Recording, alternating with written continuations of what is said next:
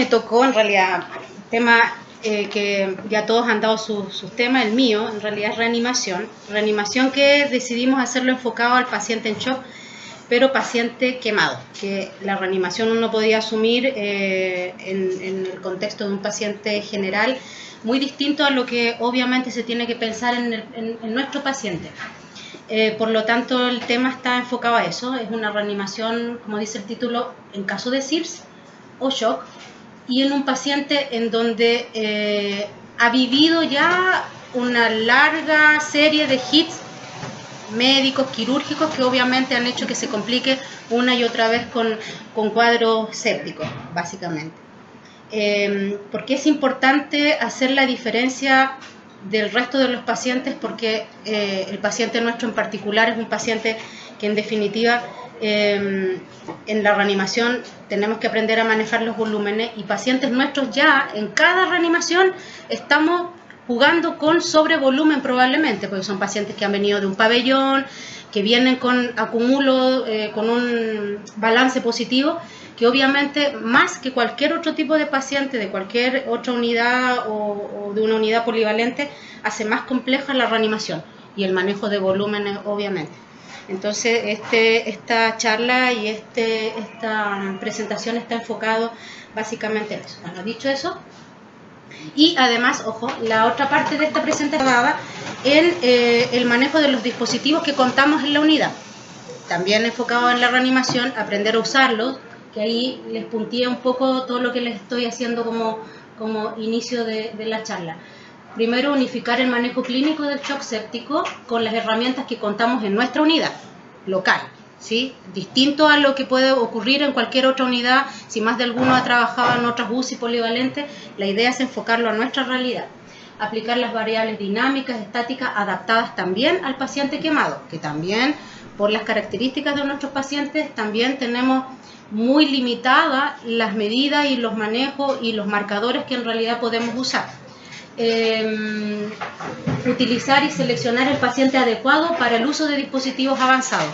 No todos los pacientes requieren un dispositivo avanzado. Obviamente los nuestros, con mayor razón, a cualquier otro tipo de paciente se hace también muy limitado, y también es algo que vamos a ver. Conocimiento de los dispositivos avanzados con los que se cuenta en la unidad. Y por último, conocer el flujograma de manejo de reanimación, que ustedes ahí me van a ayudar y van a opinar respecto a ese flujograma que se hizo, que tuvo alguna, ¿cómo se llama?, transformaciones en todo este tiempo, y quedó uno final que espero ahí les convenza y les parezca que nos sirva para el servicio. Vamos a partir un poco hablando de como un concepto general. Quiero recordar que como la charla es reanimación, el shock y todos los marcadores va a darse una pincelada de lo que significa cada marcador, para que más o menos entremos en onda con el tema del flujograma, porque cada tema es muy amplio, así que voy a hacer algo muy general. Bueno, una definición, que hay varias, pero una que a mí por lo menos me suena mucho más objetiva, completa y abarca todo lo que significa el shock, puede ser definido fisiopatológicamente como una disfunción circulatoria progresiva y potencialmente irreversible que lleva a la hipoperfusión, o sea, el desbalance global entre el transporte y el consumo de oxígeno, llevando eventualmente a un distrés celular, mitocondrial, falla bioenergética, muerte si no se trata en forma oportuna, ¿cierto? En la condición en la que el sistema cardiovascular falla para transportar suficiente oxígeno para que las células mantengan su consumo normal y funcionamiento metabólico normal. O sea, de todo eso, lo principal y lo que lleva al shock entonces es el desbalance entre el transporte y el consumo de oxígeno. Y finalmente con la extracción y todo el daño celular que conlleva si no se trata a tiempo. Vamos a empezar a definir uno a uno los distintos marcadores que son vitales conocer. Tenemos el láctico sérico, que es el marcador principal para poder hacer la definición de un paciente en shock. Y bueno, tiene algunas características que ahí se las menciono. Es un marcador de metabolismo anaerobio, que es producto del metabolismo de la glucosa a través de la glicólisis, y que traduce en la mayoría de los casos la hipoperfusión tisular. los valores altos sostenidos predicen alta mortalidad. Sin embargo, en ocasiones puede estar elevado sin tener marcadores de hipoperfusión alterados. ¿Qué quiero decir con eso? No siempre la hiperlactatemia es de causa hipóxica. También puede haber una hiperlactatemia no hipóxica, y en estas pueden estar los daños hepáticos, que también pueden generar una elevación del lactato sin que estemos con un paciente en shock, y es por eso también importante siempre el lactato, si bien es un marcador de shock, correlacionar con la clínica y saber que estamos verdaderamente ante una condición de shock. Y bueno, ahí puse yo, es lo que se llama hiperlactatemia no hipóxica, y por lo mismo se debe correlacionar con la clínica. El valor, que algunos laboratorios tienen distintos, pero el que nosotros manejamos, ¿cierto?, es hasta 2 milimoles. Voy a empezar a describir cada uno de los marcadores clínicos para poder hacer el manejo de un paciente con mala perfusión clínica. Y uno de ellos, que después en el flujograma va a tomar gran relevancia, es el tiempo de relleno capilar, que es el TRC. El tiempo de relleno capilar, que en nuestra condición clínica, en mi opinión, tiene un peso fundamental, considerando, volviendo al tema, que nuestro paciente es un paciente que muchas veces no contamos con marcadores. Incluso hablando de los dispositivos avanzados, no contamos con marcadores mucho más finos para poder llegar a considerar un diagnóstico de shock. Pero sí tenemos algo que está al alcance de todos, que no nos genera costo, que es rápido, que es inmediato y que nos permite poder definir si el paciente está en shock, y es esto. Algo tan simple como hacer una presión de las áreas distales de las extremidades de un paciente que ya asumimos por clínica que pueda estar en shock. Hacemos esta medición, presionamos por un lapso de tiempo que se dice que son alrededor de 10 segundos que uno tiene que hacer presión del pulpejo, como se ve ahí, de los dedos del pie habitualmente, o de las zonas expuestas que tengamos en el caso de nuestros pacientes, y poder ahí medir. Si evidentemente eso está prolongado, que debe ser lo normal de 3 a máximo 5 segundos, pero 3 segundos el corte, podemos ya asumir que es un paciente que está con una hipoperfusión, ¿cierto?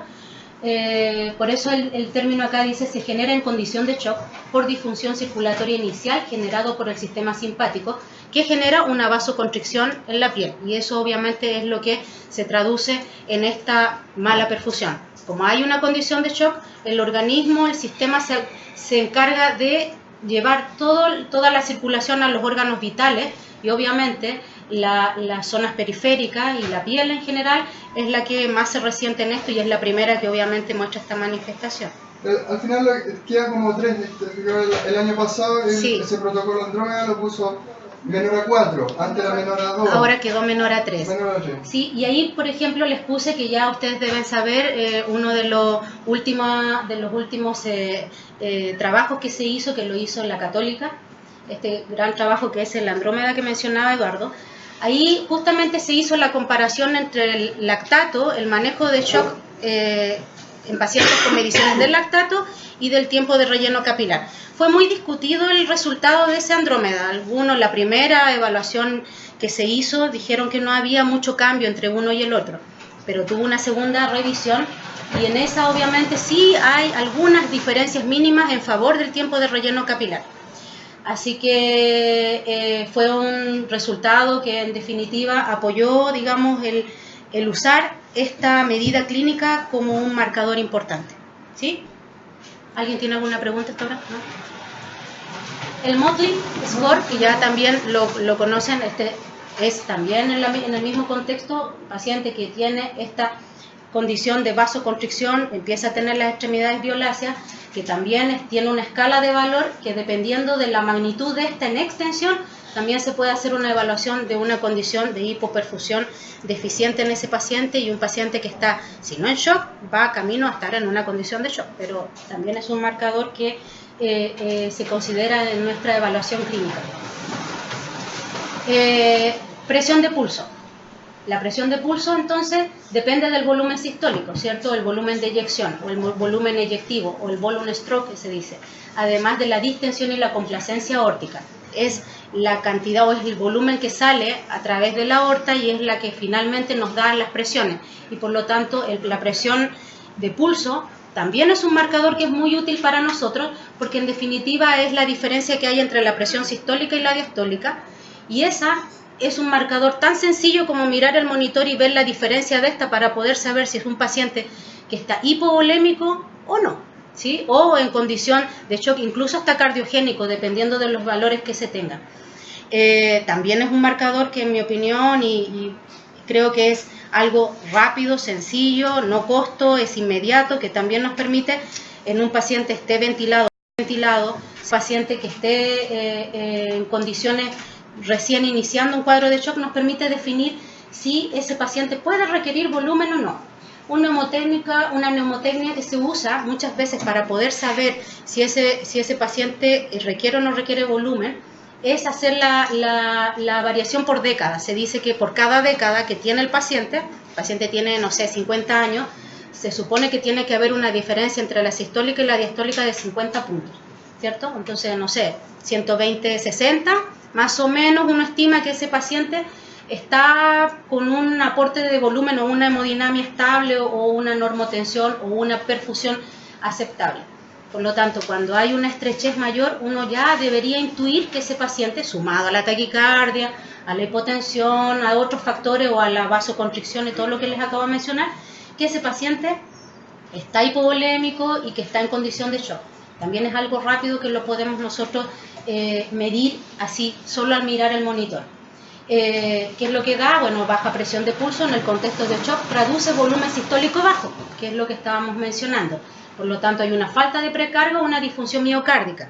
Cuando hablamos de disfunción miocárdica, bueno, en general, cuando las diastólicas también están muy al piso, también podemos asumir que ahí también puede haber un componente de vasoplegia o también hay un componente cardíaco sobre esta condición de hipovolemia, ¿cierto?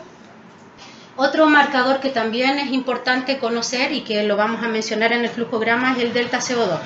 El delta CO2 es un marcador, la verdad es muy largo de conversar respecto a este marcador, que para mí es uno de los más importantes de todos los que voy a mencionar. Sería una charla larga de mencionar, pero es el marcador que habla o que traduce la microperfusión real, o sea, la microcirculación, el deterioro de la microcirculación, más que lo que hemos hasta ahora hablado de la macrocirculación o la macrohemodinamia alterada. Este enfoca básicamente eso, es lo que está pasando a nivel celular, es cuando ya hay una alteración de significa que estamos en un deterioro de la microcirculación y por lo tanto, como sabemos que el shock es un problema de flujo, probablemente lo que está viendo es un enlentecimiento del flujo o un flujo heterogéneo, porque también puede ocurrir esas dos opciones.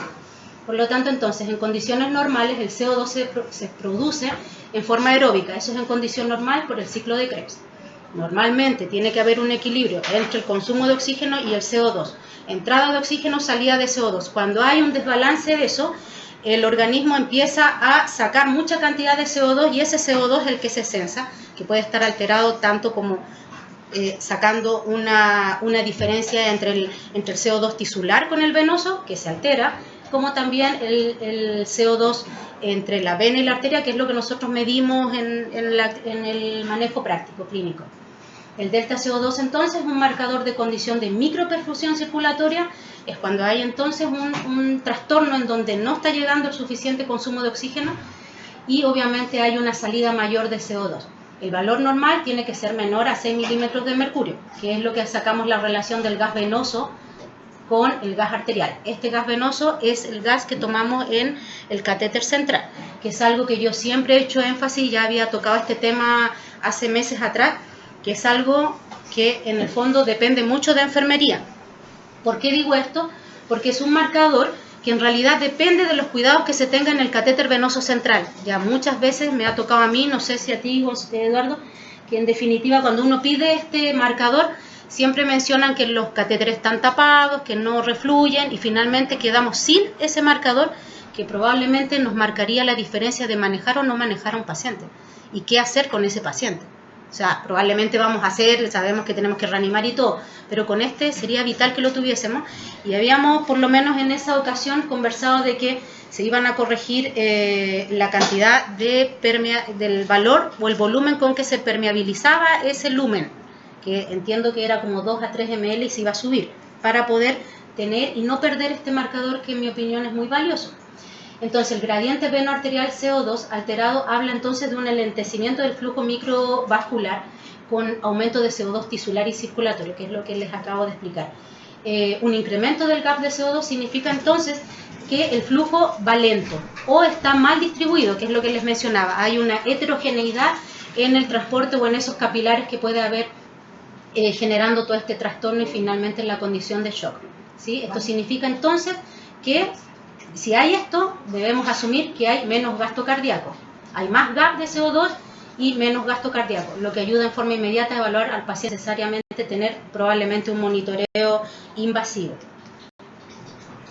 Un marcador que también importa, que es lo que obviamente también es algo que debemos conocer y tener dentro de las herramientas clínicas para asumir un shock, es la saturación venosa central de oxígeno.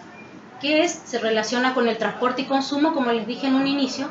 El equilibrio de estos dos valores, o de estos dos, el transporte y el consumo de oxígeno, permite tener una perfusión circulatoria óptima. Si hay un desbalance de esto, obviamente ahí entramos en una condición de microperfusión y probablemente de shock, si además después hay un compromiso de la extracción de oxígeno, que es otro elemento que también entra a jugar en este equilibrio que se genera. Normalmente estos valores son independientes, el consumo con el transporte están independientes, pero cuando el transporte disminuye o hay algún problema clínico grave, el paciente está en shock, el consumo depende de ese transporte, la extracción se hace mayor y ahí entra en una falla circulatoria probablemente. Por eso también es un marcador importante y eso lo podemos también medir con ese gas venoso que pedimos cuando se solicitan los exámenes clínicos.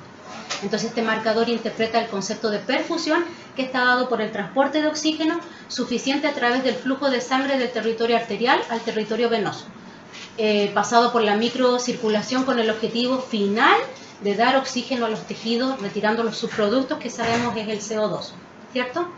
Por lo tanto, saturación venosa de oxígeno baja, debemos asumir que hay un gasto bajo.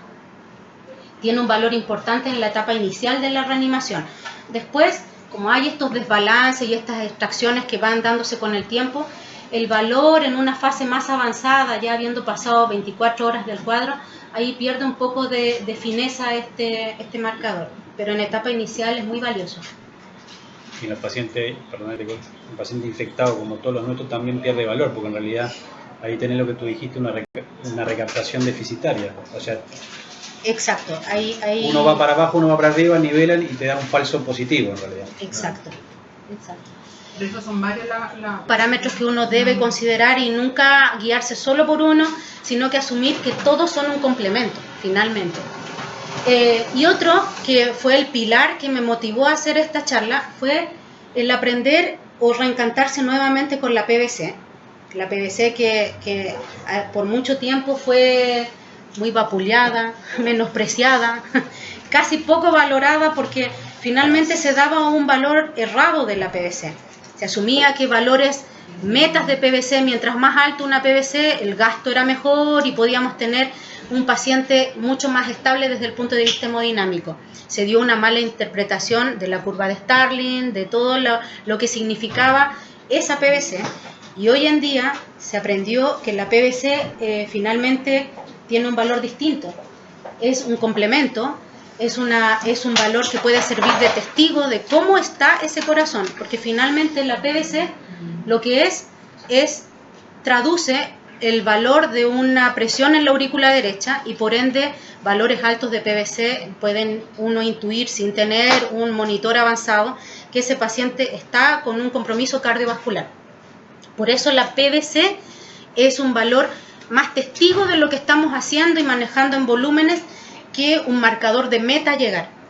Por eso, en realidad, para hacer una reanimación, por lo menos como les voy a explicar más adelante, es importante tenerlo como referente porque ese nos va a permitir poner el pie en el acelerador y decir, no, este paciente no requiere más volumen, no podemos dar más volumen, tal vez lo requiere, pero no podemos, ¿sí? No podemos, ¿por qué? Porque ese paciente está con una performance cardíaca afectada, ¿sí? O complicada o con algún riesgo, ya sea por falla cardíaca derecha o una falla global. Por eso es importante tenerla como un referente, y es ahí donde después yo en el flujograma les haré mención respecto a ese. Bueno, ¿qué mide? Como les dije, la vena cava mide o nos permite hacer, es como la evalúa o es igual a la presión de la aurícula derecha. Esta mide la entrada de la vena cava a la aurícula derecha. Los valores son bien variados, ¿eh? Las PVC es normal en alguien espontáneo, puede ser de 0 a 5. Un paciente ventilado, probablemente esa PVC se va a ver alterada, porque sabemos que la presión positiva que le da intratorácica puede, obviamente, en forma retrógrada, subir la presión en la aurícula derecha y por ende la PVC elevarse. Por eso se dice que un paciente que está en shock y se toma la decisión de intubar, la intubación tiene que ser con mucha cautela, porque solo con intubar podemos entrar en shock con un paciente y quizás la muerte muchas veces. Entonces, en ese sentido es importante. ¿Y por qué en el fondo? Claro, como yo les explicaba y sale ahí en el gráfico, la PVC en el fondo es uno de los valores que nos va a permitir tener este gap del driving, del retorno venoso, que se dice, que finalmente el retorno venoso es la sangre que se empuja hacia la aurícula derecha y es la que va a permitir todo este ciclo de volemización que vamos a dar para mejorar ese gasto cardíaco. Por lo tanto, es tan importante porque esa PVC prácticamente uno tiene que moverla, pero muy poco, para que permita tener este gap entre la presión media de llene sistémico, que es la que vamos a usar cuando damos las cargas de volumen, porque en el fondo es la diferencia entre la presión media de llene sistémico con la presión venosa central la que va a dar este retorno venoso, y este retorno venoso finalmente la precarga y finalmente el gasto, y así una cadena de actos fisiopatológicos o fisiológicos que ocurren en el sistema circulatorio. Es una variable fisiológica importante y dependiente que puede determinar el gasto cardíaco, puede determinar. Se asume que la presión arterial derecha, como les dije, y por lo mismo determina la eficacia de la volemización. Se estima que la PVC bajas aumentan el volumen sistólico y por ende el gasto cardíaco, ¿cierto? Es el driving que genera, pues, ese gap que les mencionaba. Estudios recientes estiman entonces que la reanimación se debe dar cargas de fluido mirando la PVC. Eso es como el objetivo. Aumentos de PVC es igual a aumento de presión de aurícula derecha. Y por lo tanto, la PVC se considera como un límite fisiológico de seguridad durante la reanimación. En condiciones clínicas desfavorables, obviamente a medida que aumenta el volumen circulante, aumenta la presión arterial, sobrepasando el límite de acomodación y llevando obviamente a que pueda caer el gasto. Por eso ese tiene que ser el límite. Lo mismo que les acabo de explicar, la relación de la presión media de llene sistémico con la presión de la aurícula derecha o la PVC es la que nos da el retorno venoso y nos permite que que todos saben que actuamos sobre normalmente el volumen estresado, ¿no? Para poder dar las cargas de volumen, el volumen estresado es el que finalmente optimizamos con nuestras cargas de volumen, sea 100, 200 o el volumen que tengamos estimado dar. Y lo mismo que ya les repetí, el delta de presión del retorno venoso está dado entonces por esta diferencia. Ahora, otras formas de corregir también ese gap que se genera entre la presión media de llene sistémico y la presión venosa central también es con vasopresores, ¿cierto? Si en algún momento, ahí en nuestro algoritmo cuando se los muestre, y sabemos que hay un paciente que no podemos volemizarlo y no podemos seguir dando cargas de volumen, lo que podemos también optimizar es con vasopresores para disminuir esa complacencia venosa y no estar dando así a un tacho lleno de líquido una y otra vez hasta tener un paciente encharcado. El significado entonces de la PVC ya más o menos se los adelanté, que es lo que decíamos: vigilar la presión en la aurícula derecha, que nos permite saber cómo está el corazón, señalar las relaciones del volumen de sangre circulante y la capacidad cardíaca, indicar el estado del paciente con hipovolemia y la respuesta al tratamiento. Ahí está el tema de que es un testigo solamente, emplearla como guía en la identificación temprana de una insuficiencia cardíaca y sirve como límite de seguridad. ¿Sí? ¿Alguna duda hasta ahí? Aquí un poco era ponéticas para que lo que les acabo de explicar se entienda, en realidad no hay mucho más. El gasto cardíaco está dado en realidad por el retorno venoso y la contractilidad, ¿cierto? La frecuencia cardíaca, un poco la relación de eso nos va a permitir tener un gasto cardíaco adecuado o no adecuado. Factores dinámicos, así, bueno, a grandes rasgos, que también debemos conocer y usar, y algo que también he visto que acá hacemos mal uso de ellos. Tenemos uno de los también bastante útiles, rápidos, que no necesita, no tiene mucha ciencia, que es la PLR, que es la elevación pasiva de las extremidades inferiores, que es el Passive Leg Raising. Que no es lo mismo que Que no es lo mismo. Sabía que venía eso. Es Passive Leg Raising, que en el fondo es la elevación de las extremidades inferiores, que también es algo que está muy mal entendido por muchos clínicos, que en definitiva creen que la elevación de las extremidades inferiores es dejar minutos, 15, 10, no sé, mucho tiempo, y esto es un marcador de minutos, ¿sí? No necesita tener más, es solo un minuto que nos sirve para saber si esa elevación lleva lo que dice ahí, que más o menos esa elevación de las extremidades lleva hacia la circulación cardiovascular un 150 a 300 ml de sangre, solo con esa elevación de las extremidades, y depende del volumen no estresado, ¿sí? Su limitación es que debe ser en paciente tranquilo, porque también hay pacientes que uno les eleva y a la final altera la taquicardia, el paciente se agita, así que ahí puede ser un mal marcador porque nos puede falsear también. Si el paciente está taquicárdico, vamos a sumar a shock y no a shock, ¿cierto? Entonces, en definitiva, esos son dos datos que hay que considerar. Requiere solo un minuto para tener un efecto hemodinámico, los resultados se ven en 30-90 segundos, es reversible, cuando termina la maniobra se debe volver a la normalidad y se evidencia en la variación de presión de pulso, el cual suele aumentar. Bueno, los expertos hacen de alguna manera otras medidas midiendo a través de estudios con ecocardio, hacen medidas.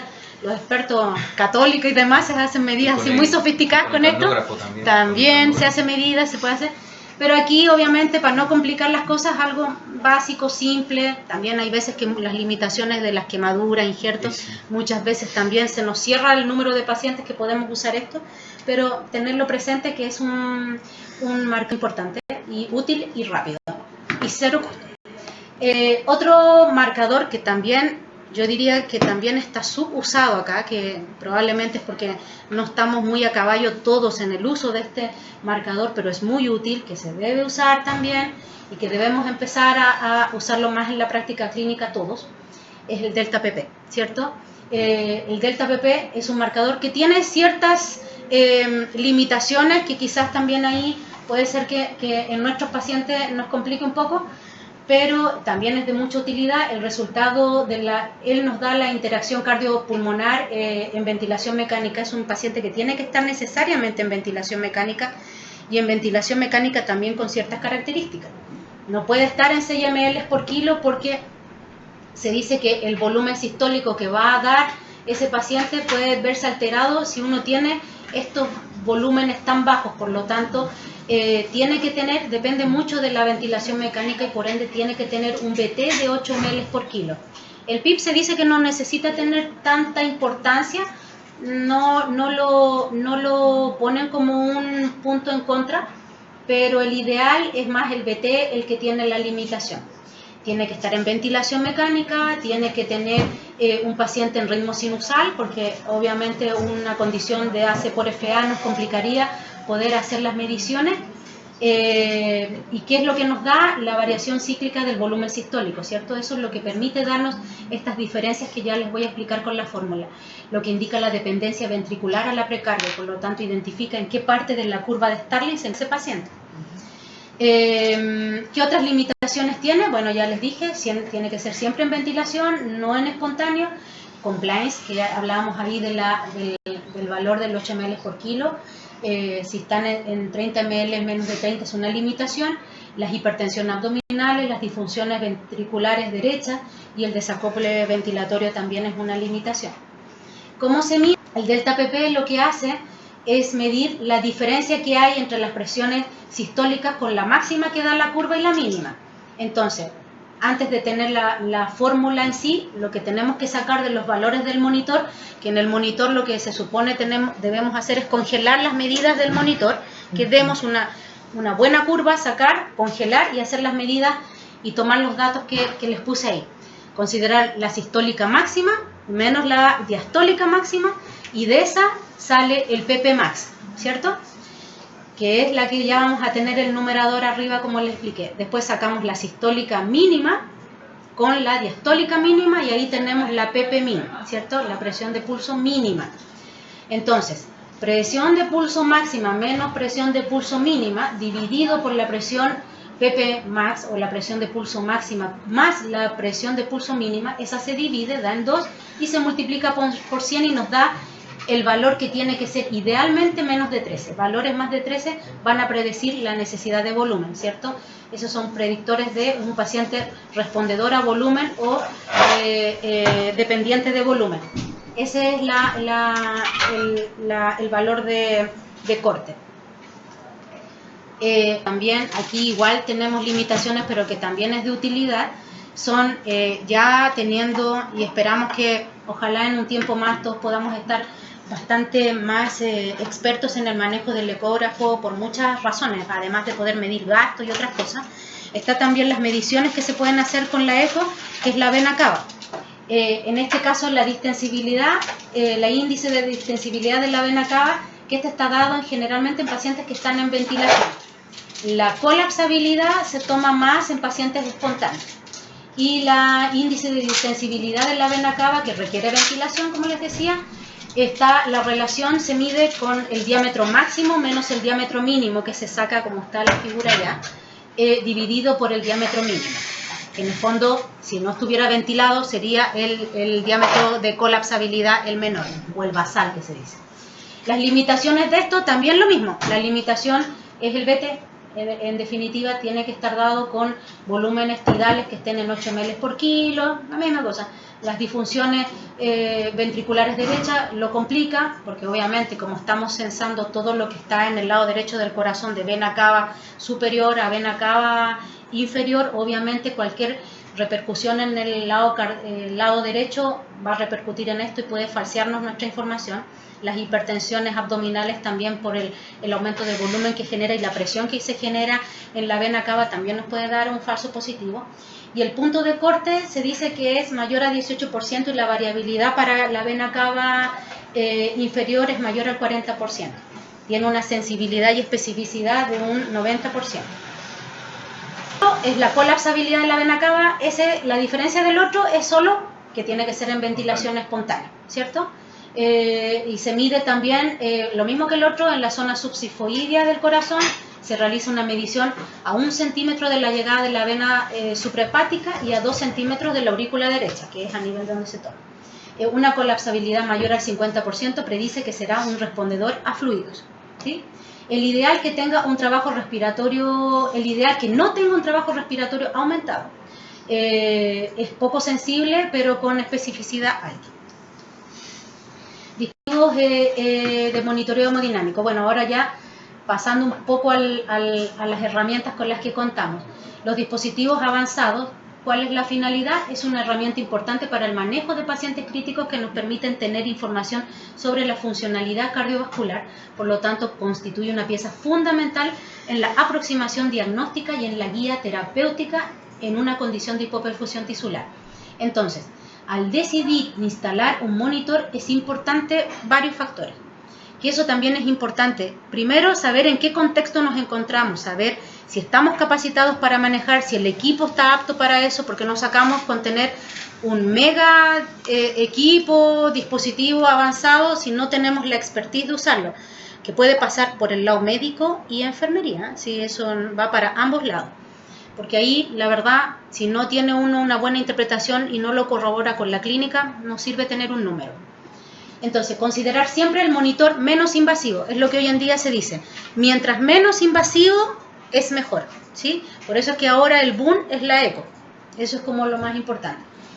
Considerar siempre el monitor menos invasivo, identificar el paciente y cuál es el monitor ideal para ese paciente, incluso si realmente necesita un monitor avanzado, porque a lo mejor es probable que quizás con las medidas que yo ya les expliqué, sabiéndolas usar y usando en forma adecuada, probablemente el paciente no necesite tener un monitor avanzado. Considerar el contexto en el que estoy, es decir, si cuento con el equipo profesional, lo que les decía, si el equipo profesional capacitado para manejar el equipo. Considerar qué tan capacitada estoy yo, digo el médico, para poder usar eso. Porque si no estoy capacitada, voy a tener un número y no voy a poder usar y a la final va a ser un gasto de 400 y tantos mil pesos para nada. Sé interpretar los datos obtenidos, ahí va lo que les mencionaba. ¿Qué características tiene que tener un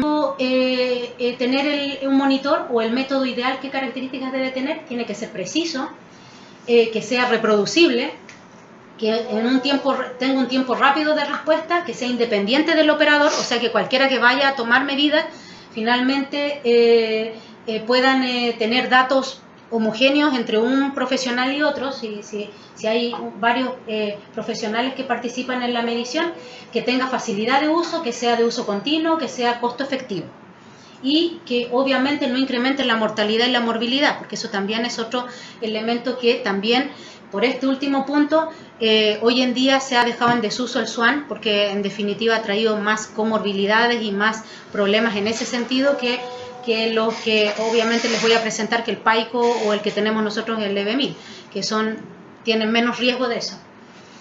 ¿Qué es lo que debemos saber? ¿Cuál usar? ¿Para qué paciente?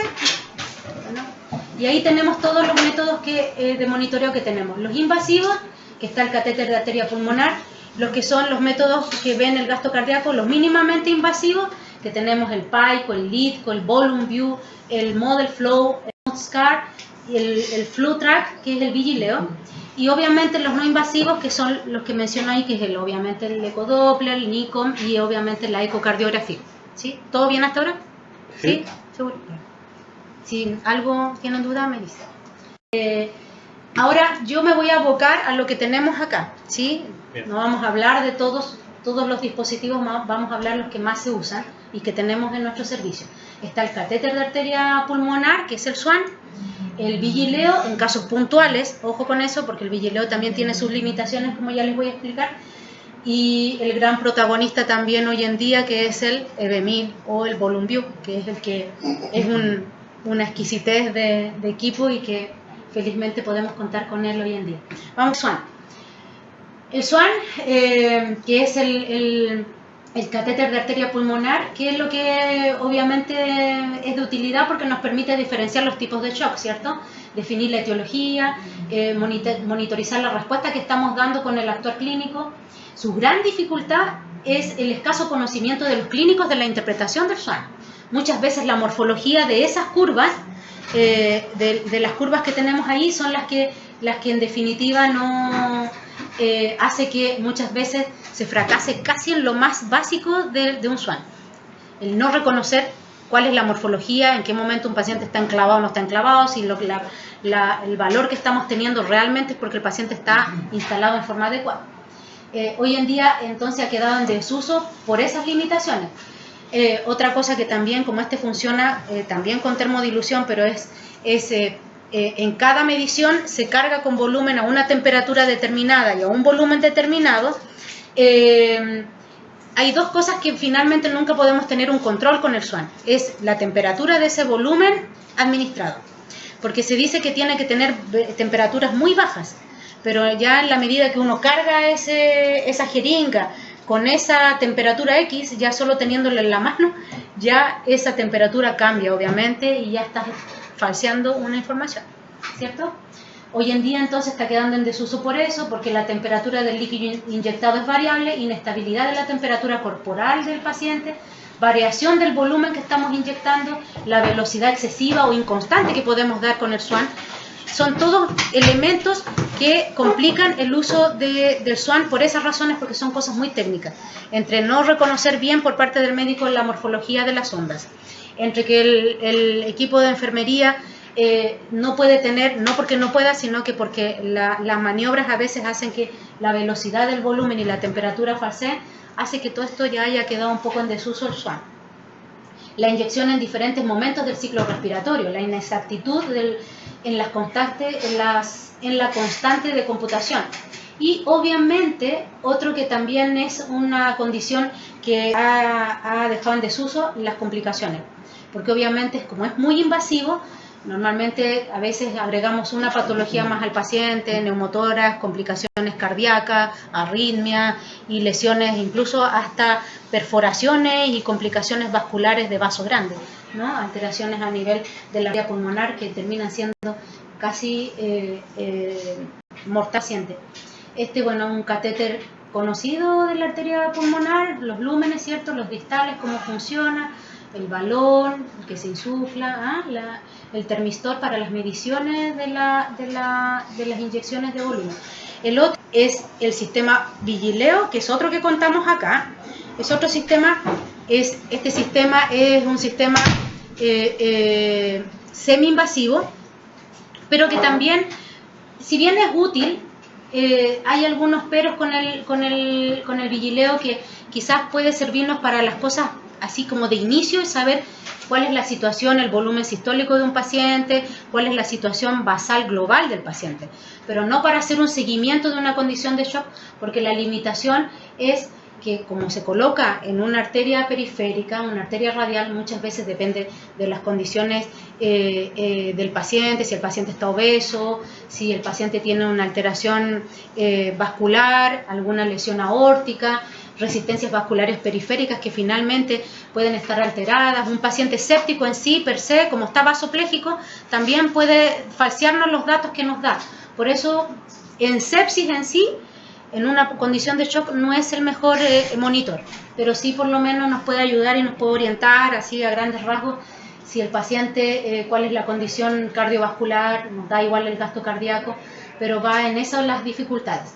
Quien nos mide entonces se basa en el contorno de onda de presión arterial y proporciona el valor de volumen sistólico que cuenta el paciente. Es un sistema que se calcula en forma continua y en tiempo real, ¿cierto? Pero con estas alteraciones o limitaciones que nos puede jugar en contra. Usa talla, peso, edad que se van colocando ahí en el monitor y con eso vamos teniendo los valores de gasto cardíaco, índice de volumen sistólico. Eso. Y principal, el VolumeView EV1000, como se conoce. Bueno, primero es el que contamos hace muy poco nosotros en la unidad, es uno de los dispositivos avanzados mejores hoy en día, además del PAICO. ¿Por qué? Porque se dice que obviamente dentro de las limitaciones y los efectos o complicaciones o comorbilidades o complicaciones que se generan con el VolumeView son francamente menores a lo que se genera con el SWAN, por ejemplo. Y bueno, es de uso ya casi de todas las UCI. Está principalmente indicado entonces en las UCI en los que el equilibrio de la función que busca, el equilibrio entre la función cardíaca y el estado de los fluidos y las resistencias vasculares. Necesita una medición continua o intermitente. El análisis de la curva de termodilución en términos de tiempo, de tránsito medio y forma se utiliza para determinar los volúmenes de fluido intravasculares y extravasculares. Las propiedades que tiene, varias, ¿cierto? Nos da mucha más información que el SWAN. El SWAN quedaba limitado en cuanto a más falla cardíaca en condiciones de shock, pacientes infartados era de mucha utilidad, pacientes con algunas patologías pulmonares, pero a diferencia de este nos ayuda porque nos da más información y entre ellos, que es de vital importancia en un paciente séptico, el manejo de las aguas. ¿Qué nos permite dar? Nos permite, para darles ahí la información, es un monitor entonces hemodinámico que nos permite dar el gasto cardíaco a través de termodilución transpulmonar, estima la precarga por medio de volumen sanguíneo intratorácico, determina los volúmenes intratorácicos, es útil para los fluidos mejorando la función pulmonar y ahí está el plus de este monitor. Se puede mantener más tiempo a diferencia del SWAN. El SWAN se supone que puede estar 2 días hasta 3 días, 72 horas. No, se puede mantener hasta 10 días. Sus mediciones también son menos invasivas porque si bien puede usarse un catéter venoso central, no necesita llegar hasta el enclavamiento de la arteria pulmonar, solamente tiene que llegar a la vena cava y requiere una arteria femoral. permite disminuir la ventilación mecánica, el tiempo de ventilación mecánica en una insuficiencia respiratoria, por este manejo de las aguas que les digo. El sensor del Volume View proporciona información hemodinámica continua y calibrada, y tiene una pantalla de fisiología animada, que incluso solo mirando vamos a poder saber los volúmenes del paciente, que es lo que en el fondo se da en este monito chiquitito, que bueno, la idea de esta charla era haber estado con la gente de Edwards, pero se supone que a los que ya han visto el monitor que tenemos, la 4, nos permite dar y ver la cantidad de volumen que tiene ese paciente, cómo está la funcionalidad cardíaca, el volumen circulante, solo con mirar la pantalla animada que tiene. Pero en que obviamente nos da la medición del ELWI. El ELWI, que es obviamente el volumen vascular, pulmonar extravascular. Y obviamente otro marcador más que se los voy a explicar en un rato. Aquí están los componentes que tiene este Volume View, que están, como ven ahí, acá. Tenemos el sensor que proporciona, que es el que está acá, que este es el sensor de termodilución. Está el catéter de la arteria femoral. Todo esto viene con todo el set. Se supone que trae tres sets por separado. Trae este catéter, obviamente, que también lo incorpora el equipo. El termistor, que es obviamente el que va a medir a través de la termodilución. La llave, que también se supone que están acá, la llave de la distribución del termistor para hacer las mediciones por termodilución. Aquí está el que les mencionaba acá, que es el que se conecta a la arteria femoral. ¿Sí? ¿Cómo funciona? A través de un análisis de contorno de onda, que es continuo, y la termodilución transpulmonar, que es intermitente. Bueno, es lo que les mencionaba, permite dar esta visión animada de lo que pueda estar pasando en esa condición cardiocirculatoria del paciente, ver cómo están las aguas, solo con mirar esa pantalla, los volúmenes, la parte circulante, cómo está. Y bueno, obviamente, aquí les puse qué marcadores nos dan, que ya sabemos. Ahí, gasto cardíaco, ¿cierto? Volumen sistólico, las resistencias vasculares sistémicas, la variación de volumen sistólico, el índice de variación sistólica, los volumétricos, que estábamos el ELWI, que es el que les decía, que es el índice de agua pulmonar extravascular, el índice pulmonar vascular pulmonar, que es el que nos va a permitir diferenciar que ese valor del ELWI, si sale alto, a expensas de qué es, si es de presión hidrostática o es de permeabilidad de membrana, que también tiene valores distintos que nos va a dar. ¿Eso no lo habían encontrado? Sí, pero estaba falta arreglar la pantalla. En la pantalla ¿Sí? salió el índice de presión pulmonar. Sí, de la permeabilidad vascular pulmonar. Aquí están los valores para refrescar y que nos acordemos. El gasto cardíaco, índice cardíaco de 3 a 5, la variación, índice de variación sistólica 40 a 60 ml por metro cuadrado, el JEDI, que es el volumen global de fin de diástole, que es de 680 a 800 ml por metro cuadrado, la fracción de eyección global, que está entre 25 y 35%, el ELWI, que es lo más importante que nos da este monitor, que es el agua pulmonar, que está entre 3 y 7 ml por kilo. Elevaciones de eso está dado ya ahí asumir que hay un edema pulmonar, y que también dicen que más de 10, entre 15 y 20, sobre 20, se habla de complicaciones y de alta mortalidad si el valor es de más de 25.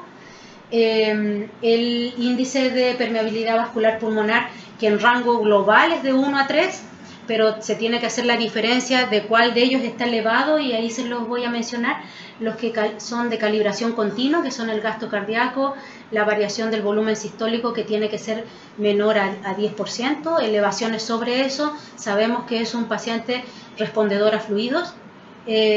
También obviamente el volumen de sangre intratorácica, ahí me comí una letra, indexado, que 850.000. Y aquí obviamente puse los valores. El ELWI, el rango de normalidad tiene que ser de 3 a 7 ml, todo valor superior a eso, estamos ante un edema pulmonar.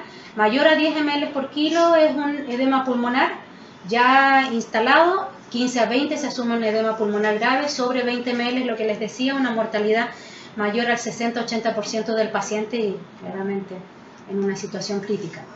El otro valor que nos da el ELWI, o sea, que nos da el volume view que se correlaciona con el ELWI, que lo debemos considerar, mirar ELWI, tenemos que en paralelo mirar el índice de permeabilidad vascular pulmonar, porque es el que nos va a permitir hacer la diferencia de si esa agua es de causa cardíaca o es de causa séptica por permeabilidad de membrana, ¿sí? Es porque hay un capillar leak aumentado, el paciente está en condición de permeabilidad aumentada, que eso se da en condiciones de shock.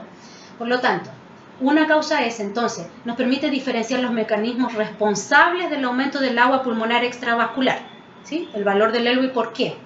¿Por qué? Por dos razones. Aumento de la presión hidrostática intravascular, que ahí se supone están las insuficiencias cardíacas y las sobrecargas de volumen, que tiene que ser en un rango de 1 a 3 ml por kilo, y el otro, que es el aumento de la permeabilidad de membrana, que lo da en una condición de shock séptico, shock distributivo, mixto. Las neumonias graves también están dentro de este grupo, y ahí este PBPI, si es mayor a 3 ml, entraríamos entonces a considerar que estamos en condición de shock, ¿cierto? 1 a 3 entonces podemos hacer la diferencia que estamos ante algo cardíaco, ya ahí solo con los datos que nos da, y mayor a 3 entraríamos en la condición de shock, que es lo que se supone estaríamos nosotros con el paciente, con nuestro paciente. ¿Cuáles son las indicaciones, las contraindicaciones y las condiciones, las contraindicaciones relativas? Las indicaciones en general son obviamente un paciente con inestabilidad hemodinámica, shock severo, en donde queremos buscar la explicación si hay un componente séptico, mixto, cardiogénico, y cuál obviamente está primando uno por sobre el otro. Lesión pulmonar, el distrés, el edema pulmonar, como ya les expliqué, los daños orgánicos, que ya está en falla orgánica múltiple, y las cirugías de alto riesgo también se usa bastante. Las contraindicaciones, obviamente, cuando hay lesiones de aneurisma aórtico, los bypass, por donde están instalados, que también eso nos puede complicar. Ponen dentro de la literatura el tema de las quemaduras, pero es una condición por localización y que en el fondo también es algo que a nosotros nos limita. No hay zonas en donde se pueda colocar, es más que nada por lugares en donde están y tal vez también por la condición de los pacientes, yo creo. Pero creo que está enfocado más que nada porque son pacientes quemados en donde pierden acceso. Neumonectomía, los ECMO también está contraindicado, y en soporte circulatorio mecánico. Y las relativas, que son las que están descritas ahí, las estenosis aórticas severas, las embolias pulmonares, las valvulopatías, cualquiera de ellas, mitral o tricuspidia, no está validado en uso en pediatría, y las hipotermias severas.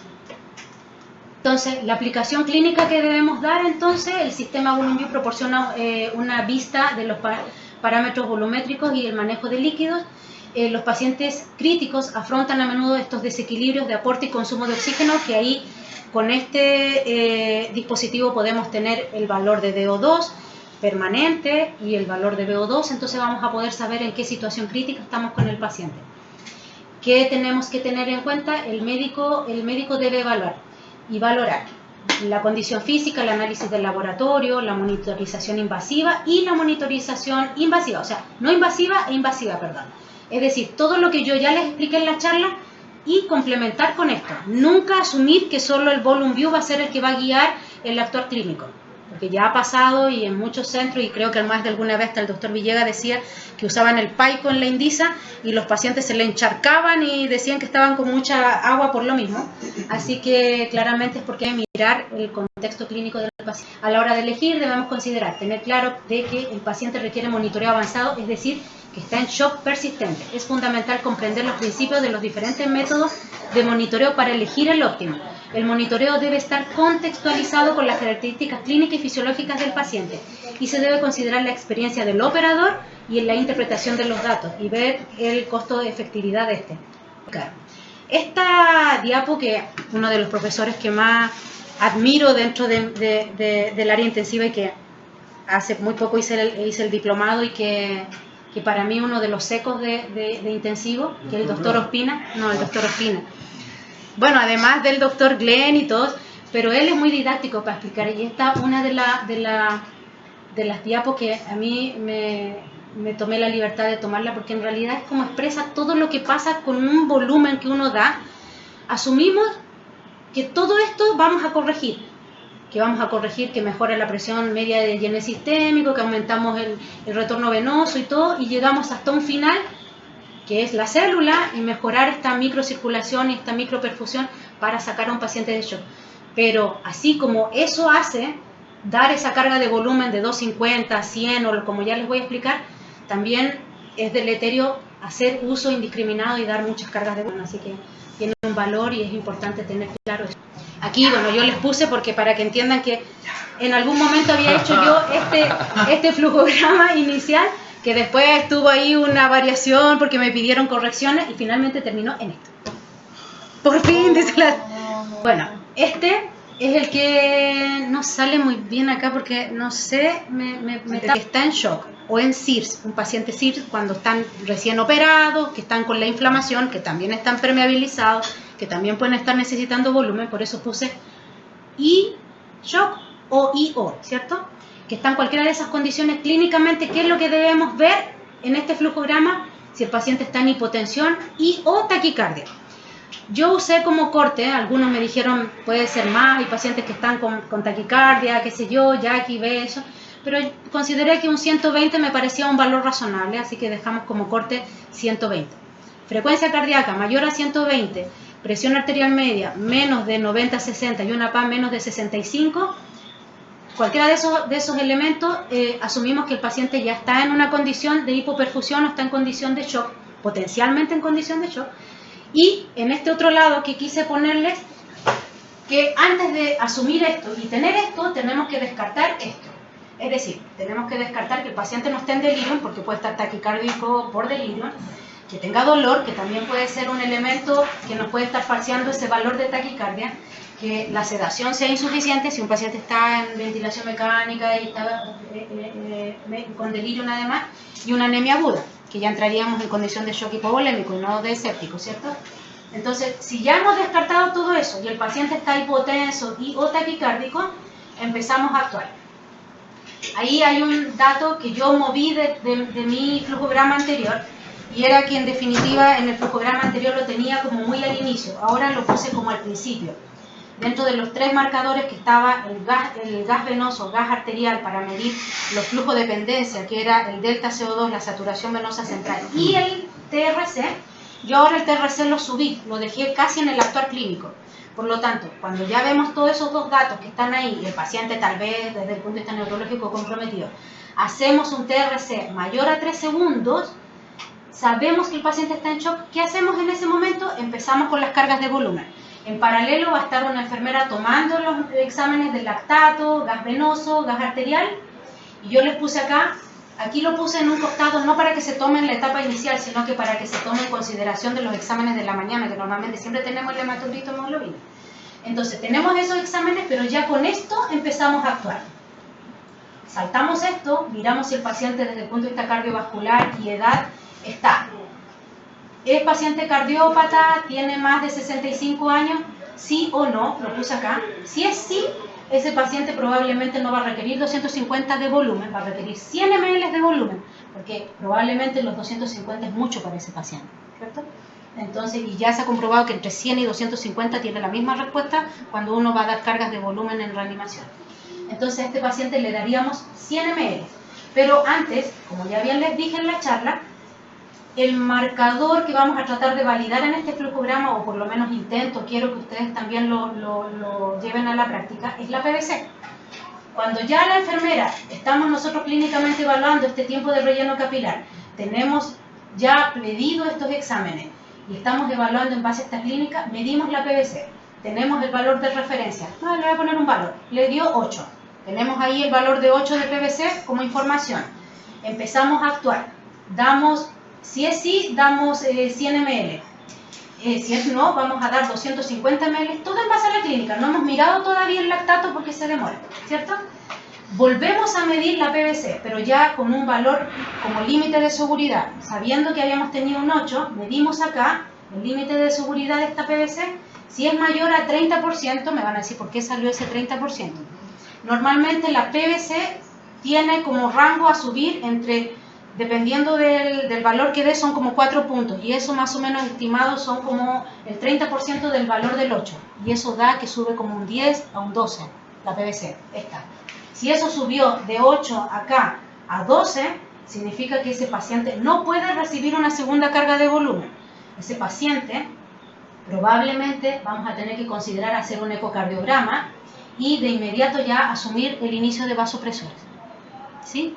No seguir dando cargas de volumen porque probablemente es un mal respondedor, porque desde el punto de vista cardiovascular, como les expliqué, la PVC está avisando que su performance cardíaca... a nivel central. Claro, porque su performance cardíaca está mala, está teniendo algún problema cardíaco, lo que sea, pero está teniendo algo ahí que está haciendo que obviamente las cargas de volumen terminen en una complicación mayor. Por lo tanto, ese paciente no debe recibir más carga de volumen. Si no es así y el paciente, esa PVC de 8 subió, no sé, a 10 puntos, son solo 2 puntos, es menos de 30, y por eso puse no, le damos una segunda carga de volumen. Probablemente aquí ya vamos a tener el valor de parámetros de flujo de dependencia, que tenemos el delta CO2 mayor a 6, tenemos la saturación menor a 70, y este llene capilar aumentado damos la segunda carga de volumen, que es 250 ml, ¿sí? O podemos dar también albúmina 200 ml. Ahora, también aquí yo les puse, y lo pongo también en este sentido, y por eso viene la importancia de esto. Normalmente el hematocrito probablemente no sé, en algún momento de la mañana nunca nos interesó porque no le generaba ninguna complicación al paciente. Pero este paciente entra en shock. Sí nos va a interesar saber que ese hematocrito hemoglobina esté en un rango razonable para que tenga un mejor DO2. Por lo tanto, en esta etapa, cuando ya vamos en una condición de parámetros de flujo de dependencia alterados, se debería considerar la transfusión. ¿Cierto? ¿Me siguen ustedes? ¿Sí? ¿Ya? Entonces, si a todo eso ya el paciente está estable, vamos hacia este lado de la flecha. Si es sí, el control del lactato, parámetros de flujo de dependencia se hacen en 2 horas. Si es no, probablemente ya vamos con las segundas cargas. Ya dimos la primera solo con manejo clínico, dimos la segunda con manejo de los valores de flujo de dependencia. Ya estamos con los volúmenes suficientes. Pasamos a esto, ya no podemos dar más cargas de volumen, seguimos con vasopresores, ¿sí? Ahora aquí lo que estaba puesto eran los rangos. Yo les puse un rango, puse de 0,2 a 0,3 gamma kilominuto, porque a veces también en forma casi indiscriminada de repente se empieza a avanzar, 0,4, 0,5, nadie ni la enfermera saben el corte que se tiene que dar a eso, entonces le puse un límite, 0,3. Si eso ya pasa, probablemente ahí hay que pensar en el resultado de esa ecocardio. Si no la tiene porque está en esta vía, considerar la ecocardio y obviamente agregar probablemente dobutamina en rangos de 2 a 5 más o menos para partir. Y en estos casos, ya con inótropos, con vasopresores, deberíamos recién asumir la necesidad de considerar lo que dice ahí, que es el monitoreo avanzado, ¿sí? Que obviamente sería el Vigileo, el Volumview o el Swan, dependiendo de. Ese es el flujograma. Y obviamente aquí les puse que el ideal es que en todo este flujograma, como nunca entra la enfermera y el médico, siempre hay 2 enfermeras que están en condición de shock, una en paralelo mientras está otra actuando, la otra esté tomando los valores, haciendo las mediciones y poder ahí darle el mejor manejo clínico fino, preciso a un paciente y ayudarlo a salir de esta condición de shock. Muy bien.